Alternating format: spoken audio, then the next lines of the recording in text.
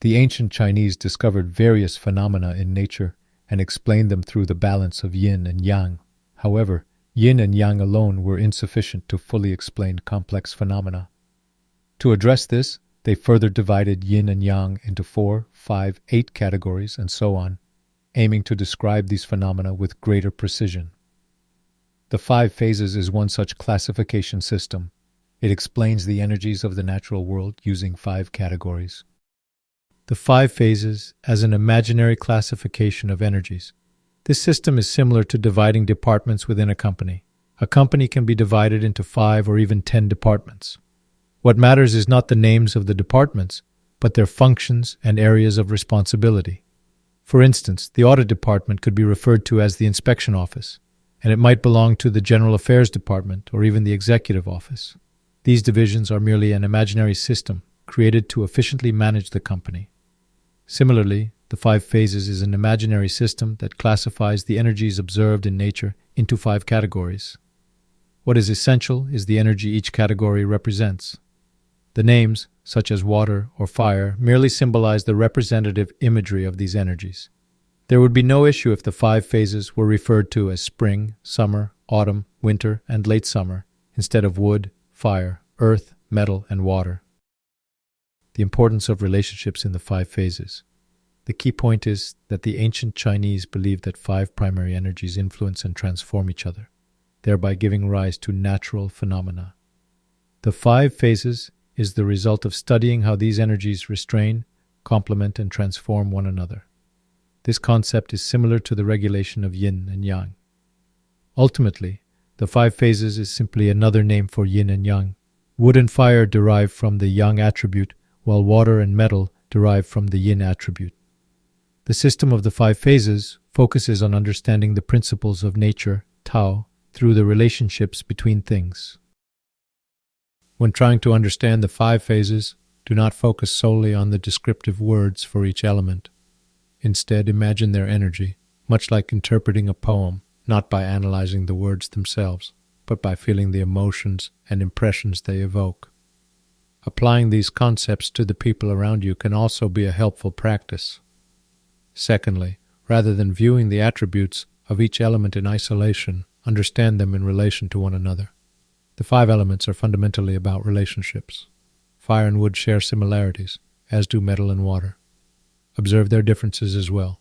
Fire and water form an opposite pair that balances and complements each other through mutual restraint.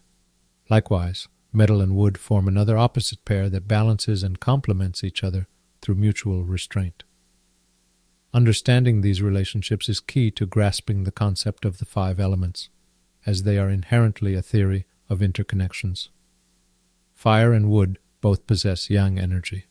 If wood is the spark that starts a fire, fire is the flame that has already grown large. Both are yang, but fire represents greater yang, or utmost yang.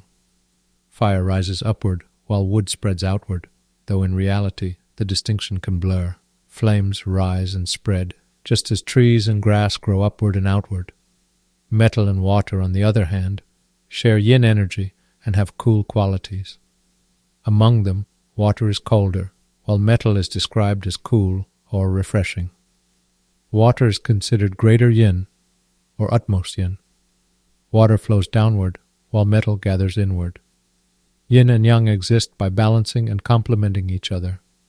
Fire pairs with water, creating a balance of rising and falling, heat and cold. Metal pairs with wood, balancing the energies of gathering and spreading, moistness and dryness. Through these complementary relationships, the dynamics of the 5 elements are expressed. The reason these 5, or rather 4 qualities are depicted together in one diagram is intentional. Instead of trying to understand each phase individually, you should compare and contrast them to grasp their interconnected meanings. The sprouting of new buds and the growth of infants embody the energy of wood. Wood is characterized by rapid changes, and in nature this dynamic quality is symbolized by wind. In Korea, when someone suddenly becomes excited and starts something new, people often ask, "What kind of wind has inspired you?" Both spring and wind share the attributes of wood, representing initiative, commencement, and excitement. The energy of Mu marks the beginning of life in the yearly cycle, filling nature with a fresh and invigorating scent. In the I Ching, wood is described as ku ji, illustrating the process of something bent, straightening out, akin to spring water bursting forth, a compressed spring releasing, or the surprise of a jack-in-the-box. The energy of fire is hot, rising, and represents a prime state of activity. If wood is the sprouting seedling, fire is the tree in full bloom during the height of summer. Summer is when the energy of fire is at its peak. The hottest time of the year corresponds to fire, just as the hottest phase of human life, youth, a time of physical strength and vigor, is also fire. In the I Ching, fire is described as yan shang, symbolizing flames burning intensely and ascending upward. The energy of metal is cool, dry, and symbolizes contraction, the force that draws everything inward. If the energy of wood represents the start of a season in spring, autumn corresponds to the season of harvest. In human life, it aligns with middle age, a period of transformation and change. In the I Ching, it is described as Kongji, indicating a time for adaptation and reformation. Unlike the outward expanding energy of wood, metal's energy gathers inward, focusing on consolidation and organization, counterbalancing the expansive nature of wood with contraction. When metal energy is excessive, it can lead to sadness and a sinking emotional state.